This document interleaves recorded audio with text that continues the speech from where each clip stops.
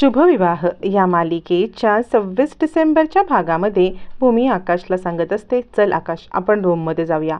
अक्का भूमीला अडवतात आणि म्हणतात, काय आत काय? घड्याळ दुरुस्त करायचं येतं, पण घड्याळातला टाईम कळत नाही का? किती वाजलेत? घरी यायला इतका उशीर केलेला मला नाही हो चालणार, असं म्हणत अक्का भूमीला जाब विचारतात. भूमी बिचारी काहीच बोलत नाही, ती आत जाते. इकडे अथर्व सांगत असतो, आई तुला काय झालं इतकं चिडायला? यावर ती रागिणी म्हणते, तुझी ही बायको अभिजितला काडीचा मान देत नाही. अजूनही अभिजित आलेला नाही तर जेवायला वाढण्याचं बघते. ही मी आल्यापासून बघते ना, अभिजित मोठा धीर म्हणून त्याला मान द्यायला मागत नाहीये. हा मला मान्य आहे, झाली त्याच्याकडून चूक, पण सगळं विसरून त्याला आपण एक संधी द्यायला नको का? की तेच तेच तेच तेच उगाळत त्याला अजून त्रास द्यायचा आहे. अथर्व म्हणतो, मनू तू झालं गेलं सगळं विसरून जा ना, नको मनात काही अडी ठेवूस. मानसी म्हणते, नाही पण. अथर्व म्हणतो, नको बोललो ना तुला, तू दादाबद्दल मनात अडी ठेवू नको, आपण त्याला एक संधी देऊया. पौर्णिमा मात्र खुश असते. इतक्या दिवसांचं उट्ट काढायला मिळाल्यामुळे तिला खूप मजा आलेली असते. तितक्यात अभिजित येतो. आता इकडे मानसी म्हणते, आई आता अभिजित भाऊजी आलेत, वाढायला घ्यायचं का? पण रागिणी चिडलेली असते. ती आपल्या रूममध्ये जाते आणि दार बंद करून बसून घेते.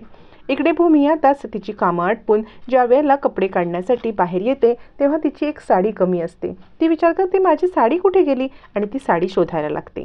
इकडे रूममध्ये अभिजित येतो आणि म्हणतो, आईने अजूनही दार बंद करून बसले, आई जेवली नाही तर मला पण जेवण जाणार नाही. यावरती पौर्णिमा म्हणते, तुम्ही इतके भोळे सांब आहात ना की तुमचा फक्त उपयोग करून घेतला जातोय हे तुम्हाला कळतच नाहीये. तुमच्या असण्याने नसण्याने आईला काही फरक पडलाच नाही. तुमच्या लक्षात येतंय का मी काय बोलते ते? अभिजित म्हणतो, काय बोलतेस? आईचं माझ्यावरती खूप प्रेम आहे. पौर्णिमा म्हणते, अजिबात नाही. तुम्हाला असं वाटतंय की तुम्ही जे काम करण्यासाठी इथे आलात ते काम नाही केलं तर काय होईल? तर फक्त प्रॉपर्टीतून नाही, त्यांच्या मनातून पण त्या तुम्हाला काढून टाकतील, तुम्हाला कळणार पण नाही. अभिजित म्हणतो, पौर्णिमा काय बोलतेस तू? माझ्या आईवरती माझा पूर्ण विश्वास आहे. पौर्णिमा म्हणते, मी तुम्हाला प्रूफ पण दाखवणार आहे की तुमची आई फक्त कामासाठी तुमचा वापर करून घेते. असं म्हणत पौर्णिमा जे व्हिडिओ रेकॉर्डिंग केलेलं असतं रागिणीचं ऑडिओ रेकॉर्डिंग ते आता अभिजितला ऐकवायला येते. भूमी इकडे तिकडे साडी शोधते पण साडी कुठेच नसते. मग भूमी आकाशला बोलवते. आकाशला बोलवल्यावरती भूमी सांगते, अरे आकाश, माझी न इथे कुठे साडीच भेटत नाही आहे, मी इथे वाळत तर टाकलेली होती. आकाश म्हणतो, हे सायकल राणी आपण सगळीकडे शोधूया. असं म्हणत दोघंजण इकडे तिकडे साडी शोधायला जातात पण साडी कुठे दिसतच नसते. मग आकाश म्हणतो, नाही सायकल राणी, आजसुद्धा ती साडी नाही आहे, काय बरं करायचं? यावरती भूमी म्हणते, नाही नाही, काहीतरी गडबड आहे. मग साडी गेली तरी कुठे? त्याच वेळेला एक व्यक्ती कोल्हापुरी चप्पल घालून आपल्याला दाखवली जाते, जी ती साडी आता कुठेतरी लंपास केलेली असते. ती साडी शोधण्यासाठी आता भूमी आणि आकाश हे दोघंजण जंगजंग पछाडतात पण साडी काही सापडत नाही. इकडे आता अभिजित सांगत असतो, पौर्णिमा बेसलेस काहीतरी बोलू नकोस. पौर्णिमा म्हणते, तुम्ही खाऊन घ्या, कारण त्यांना काही फरक पडत नाही तुम्ही खाल्लत काय आणि नाही खाल्लत काय, कारण त्या फक्त आणि फक्त तुमच्याकडे एक कामाचा माणूस म्हणून पाहतायत. ज्या दिवशी काम करण्याचं बंद कराल ना त्या दिवशी आईंचं खरं रूप तुमच्यासमोर येईल. असं म्हणत पौर्णिमा अभिजितच्या मनामध्ये विष पेरत असते आणि मग ते रेकॉर्डिंग ऐकवते. अभिजित मात्र हे ऐकतच बसतो. तोपर्यंत इकडे आता आकाश झोपलेला असतो आणि आता भूमी इकडे काम करत असते. भूमीच्या वेळेला काम करत असते त्यावेळेला तिला आता घडलेल्या सगळ्या घटना आठवायला लागतात. एकापाठोपाठ एक सगळ्याच्या घडलेल्या घटना असतात. चाळीमध्ये आकाशला सेफ नाहीये. आकाशला शॉक लागला असता. त्यावेळेला अक्कांनी त्याला वाचवलं. आपली साडी चोरली गेलेली आहे. काय हे आपल्यासोबत घडते भूमीला कळत नसतं. तोपर्यंत इकडे भूमीची साडी चोरणारा चोर आता मात्र साडी आणि भूमीचे फोटो यासोबत रोमॅन्स करत असतो आणि त्याला फोटोला लिपस्टिक लावत असतो, साडी कुरवाळत असतो. भूमी घड्याळ दुरुस्त करता करता सगळ्या घटनांचा आढावा घेत असते. आत्तापर्यंत जे तिच्यासोबत घडलं ते ती सगळं आठवत असते आणि घड्याळ दुरुस्त करत असते. विचार करते, या चाळीत तर आम्ही आलोय पण नोकरी पण हातातून गेलेली आहे आणि या नोकरीचं काय करावं असा विचार करत असते. तोपर्यंत इकडे पौर्णिमा अभिजितला रेकॉर्डिंग दाखवते आणि आता रेकॉर्डिंग ऐकताच अभिजितला धक्का बसतो. अभिजित ऐकतो तर त्याच्यामध्ये रागिणी बोललेली असते, हे बघ, आत्तापर्यंत मला अभिजितचं काही कामच नव्हतं, त्यामुळे तो इथे असला काय किंवा नसला काय मला काही फरक पडत नव्हता, पण आत्ता मला काम आहे, मला कामासाठी माणूस पाहिजे आहे आणि त्यासाठी मी अभिजितला सोडवणार आहे. पौर्णिमा, मला ज्या वेळेला माणसांची गरज असते ना त्याच वेळेला माणसांना मी वेळेवरती वापरते. असं म्हणत अभिजितबद्दल केलेलं खूप मोठं विधान पौर्णिमाने अभिजितला ऐकवल्यावरती अभिजितला धक्का बसतो की आपली आई आपल्याबद्दल असा विचार करू शकते, म्हणजे फक्त आपण तिच्यासाठी एक कामाचा माणूस आहोत, एक वस्तू आहोत, मुलगा म्हणून ती आपला विचारच करत नाहीये. पौर्णिमाने अचूक वेळ साधलेली असते आणि अभिजितला आईच्या विरुद्ध भडकवलेलं असतं. इकडे आता भूमीला सगळं आठवत असतं आणि ती विचार करते नोकरीसाठी मला काहीतरी करायलाच पाहिजे.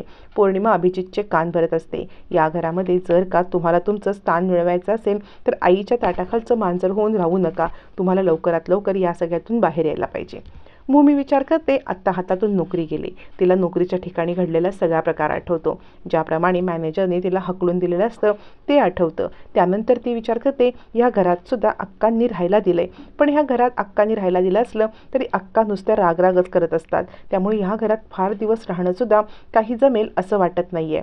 त्यामुळे आता इथून निघायला पाहिजे, काहीतरी सोय दुसरी करायला पाहिजे असा विचार करत भूमी रात्रभर काम करत असते. त्यातच हरवलेली साडी आणि ती विचार करते या चाळीतली लोक तर चांगली आहेत, मग साडी कुणी चोरली असेल, कुणी हे सगळं केलं असेल, तिला काही कळतच नसतं.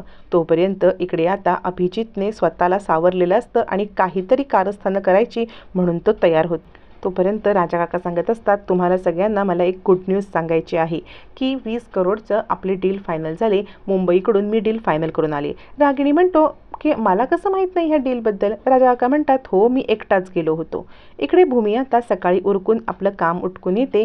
त्यावेळेला तिकडे आकाश येतो. आकाश म्हणतो ए सायकल राणी अगं बस ना, मी तुझ्यासाठी चहा बनवलाय. यावरती भूमी म्हणते आकाश तू माझ्यासाठी चहा बनवलास का बरं? यावरती आकाश म्हणतो काल रात्रभर तू एकटीच काम करत होतीस आणि मी सकाळी उठलो तरी सुद्धा तू झोपली होतीस, कारण रात्रभर काम करून तू दमली होतीस ना, मग मी तुझ्यासाठी चहा बनवून आणला. असंच असतं ना नवरा बायकोचं नातं, म्हणजे नवऱ्याने बायकोला मदत करायची. जर खूप काम असेल तर नवऱ्याने तिचं काम कमी करायचं, बरोबर ना सायकल राणी? असं म्हणत आकाश आता भूमीला चहा देतो आणि म्हणतो एक काम कर, तू इथे बस बरं, बसून चहा घे. थोडा चहा गरम आहे, मी फुंकर घालून देतो, मग चहा थंड छानपैकी होईल आणि तू पिऊन घे. असं म्हणत आकाश आता भूमीला फुंकर घालून चहा प्यायला लावतो. भूमी आता म्हणते आकाश तुझ्या हाताला काय झालंय? आकाश म्हणतो काही नाही सायकल राणी, आणि आकाश तो हात लपवण्याचा प्रयत्न करतो. भूमी म्हणते बघू आकाश काहीतरी तुझ्या हाताला लागलेलं आहे.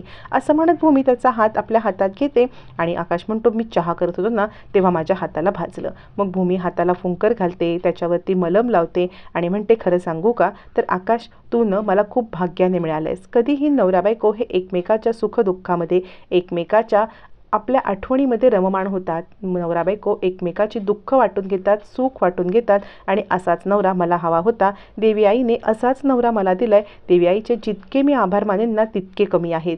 माझ्या आयुष्यामध्ये तू आलास ना मला खूप आनंद झालाय. यावरती आकाश म्हणत असतो सायकल राणी फक्त तुलाच नाही तर मला पण आनंद झालाय. माझ्या आयुष्यात तू आलीस ना त्यामुळे माझं पण आयुष्य खूप सुंदर झालंय.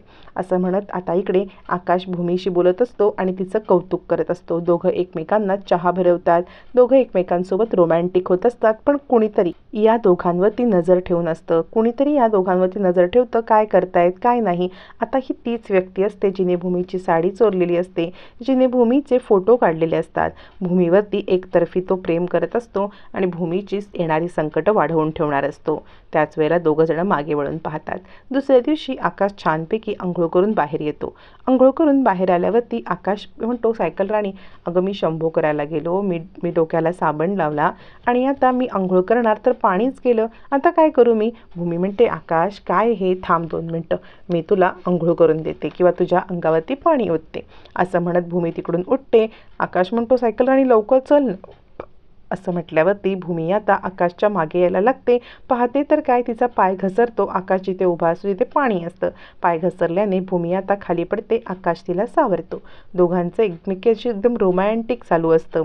दोघं एकमेकाच्या मिठीमध्ये हरवलेले असताना आकाशच्या चेहऱ्यावरून जे पाण्याचे थेंब पडत असतात ते भूमीच्या तोंडावरती पडतात आणि आता भूमी म्हणते आकाश काय करतोयस? आकाश म्हणतो सायकल राणी अगं किती छान दिसतेस तू, म्हणजे या सगळ्यामध्ये तुझ्या चेहऱ्यावरती जे पाण्याचे ड्रॉप पडत आहेत ना ते अगदी डायमंड सारखे दिसत आहेत. असं म्हणत दोघं एकमेकांच्या मिठीत असतात, रोमॅन्टिक होत असतात आणि दोघांच्या आयुष्यामध्ये असलेला हा रोमांस असाच टिकून राहू. पण त्याच वेळेला आपण पाहतो काय या दोघांना लपून छपून कोणीतरी पाहत असतं. आता ही व्यक्ती या दोघांच्या आयुष्यामध्ये काय उथलपुथल करणार हे पाहणं रंजक ठरणार आहे.